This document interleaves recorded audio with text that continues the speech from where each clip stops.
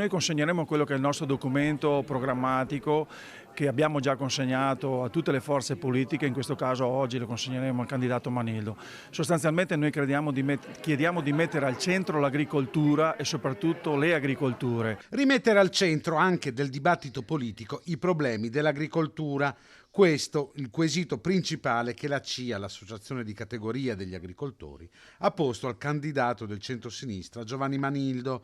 Molti i temi affrontati dal consumo di suolo alla valorizzazione dei prodotti del territorio. Deve essere un'alleanza strettissima tra il mondo dell'agricoltura e il mondo della politica insieme per rilanciare un settore primario che è fondamentale non soltanto per l'identità del nostro Veneto ma per il futuro.